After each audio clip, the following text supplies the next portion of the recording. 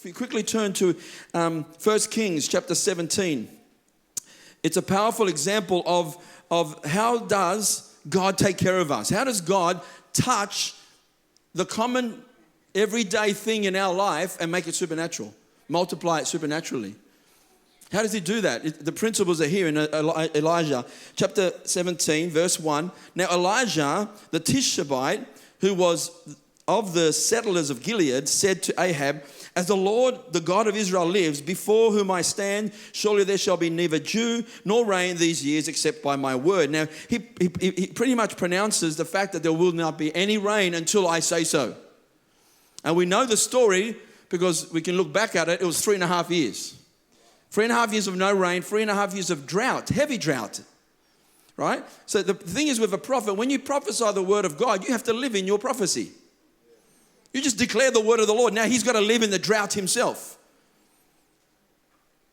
The word of the Lord came to him saying, go away from here and turn eastward and hide yourself. He had to hide himself from who? The guys that didn't like his prophecy. King Ahab, those guys, some of them were hunting him down because he prophesied something. Because you're serving false gods, there will be a drought. He only released the rain after they all turned back to the Lord. And so he says, go away from here, from eastward, and hide yourself in the brook Cherith, which is east of Jordan. It shall be that you will drink of the brook, and I have commanded, I love this, I have commanded the ravens to provide for you there. When you hear God direct you and lead you, that's where provision is. God told them, go here, go to the brook and sit next to the brook and drink from it. And I will command the ravens. Imagine God supernaturally speaks to ravens. Ravens are scavenging birds. It's a miracle for a raven to pick up bread and meat every morning and every night and give it to Elijah, put it at his feet. That's a supernatural miracle. Don't think that's lightly. Have you ever seen a bird do that? Any type of bird. But a raven bringing meat and bread to Elijah. And God himself says, I've commanded the ravens to feed you. Wow. That's supernatural. The same way God commanded the animals to go into the Noah's Ark. They came to Noah's Ark when God spoke. And the ravens brought him bread and meat in the morning and bread and meat in the evening, and he would drink from the brook. It happened after a while. That could have been about a year or two. We don't know for sure, but it was a long time. It happened after a while that the brook dried up because there was no rain in the land. So even where God directed him to go to be provided for, the seasonally, that stopped. God says, okay, the water's run out. Now I want you to go somewhere else. He could have got stuck in his way and go, no, but you said to come here. We've got to keep hearing God. We're always dependent on God. We're always dependent on the voice of God. He did direct him to go there. And that for a season, it did provide for him. It might have been 6 months to a year and a half. But now that's dried up. God said, now get up and go. Then the word of the Lord came to him when it did dry up, saying, arise, go to Zarephath, which belongs to Sidon, and stay there. Behold, I have commanded a widow there to provide for you. Now God spoke to a widow to provide for Elijah. Remember, Elijah's the man of God. He's the prophet of God.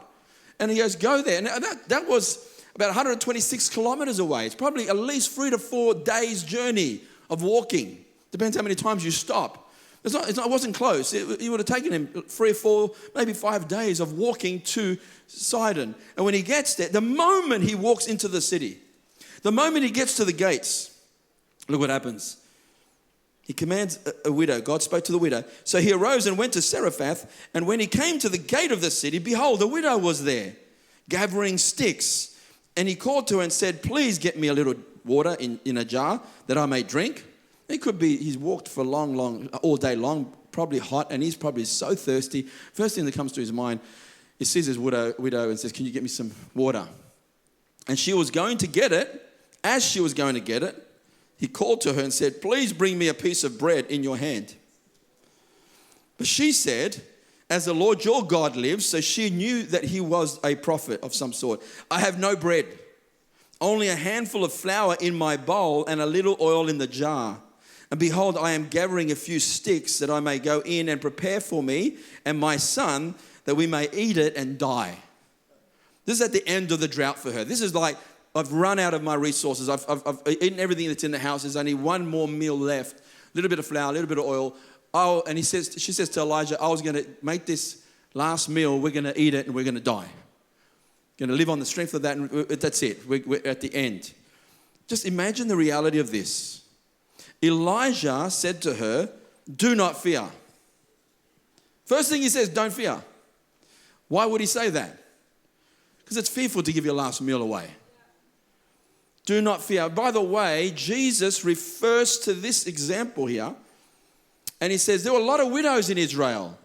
None of them was Elijah sent, but to this widow in Sidon. Jesus said that.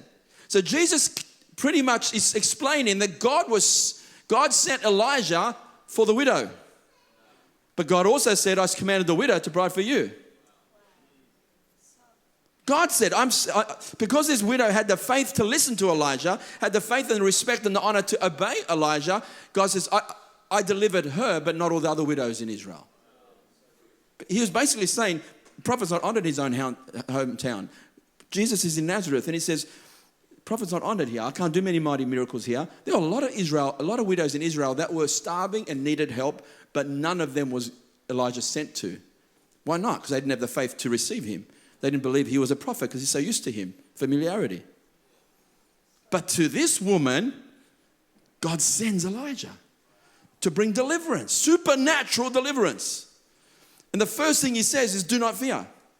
Anytime I give, every time me and my wife give to the house of God and to the purposes of God, of course there's going to be an element of fear when you look in the natural. Well, if I give this, now whatever I give, whatever that would have been, that could have done for me, what I could have got out of this money, I'm not going to be able to do it. There's fear. Should I give that much? It's fear. Because now I've got less. We're viewing it wrongly. Everything in the Bible, I haven't got the time to teach us all the whole thing in the Bible, but everything in the Bible when it comes to giving is always referred to a seed. Always. So think about a seed for a moment. A seed leaves my hand, but it never leaves my life. Because when I give a seed, it is planted as a seed. It's going to grow a plant. It's going to have more fruit on it.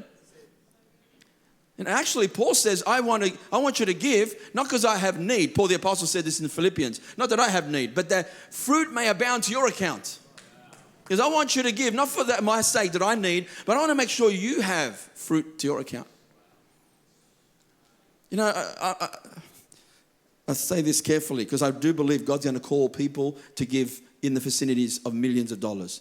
But if someone gave a $10 million check and we paid the whole building off completely, it won't be the best for everyone. Because we won't have an opportunity to give. God actually wants us to be a part of He wants us to be a part of, it's like a test of our heart. How much do you care for my kingdom? How much do you care for my purposes? How much do you care for the gospel of the kingdom to go out? To empower a generation, because we're not even given for ourselves. To empower a generation to preach this gospel in this city. And to disciple this city and to disciple the nations. Because it's not just this city, it's to disciple the nations. And it is a test of our heart to say, God, we actually do want your kingdom to come. Please hear my heart when I'm saying this. Like Elijah said, do not fear, do as you have said, but make me a little bread cake from it first and bring it out to me. And afterwards you may make one for yourself and for your son. For thus says the Lord of God of Israel, the bowl of flour that you're talking about, that's in your hand, that's a natural bowl of flour. It's just their last meal. It's in your home. Shall not be exhausted, nor shall the jar of oil be empty. It's going to be touched supernaturally. It's just going to keep growing. You're going to keep getting more oil, as much as you need until the drought's over. You're going to get more flour. It'll be touched supernaturally if you give it to me first. What I get, there's a lot of stuff I get out of this, but what I get out of it is the widow didn't offer it to him. Elijah called it out of her. Elijah said, give to me first. That was probably the last thought in her mind. What? Give it to you first? This is my last meal with my son, especially a mother. You know what mothers are like? My wife, no, you give that to the kids first. Make sure they eat first. There's no father, there's no husband to provide, and a mother, you know what a mother's like. She'll give her last everything for the kids. And now the prophet is saying, give it to me first. But he gave her the promise. You give it to me first, then make one for yourself. So in faith, she had to trust the prophet's word. Then make one for yourself, because that what you have won't run out. Oh my. But she had to learn to give before the supernatural thing happened.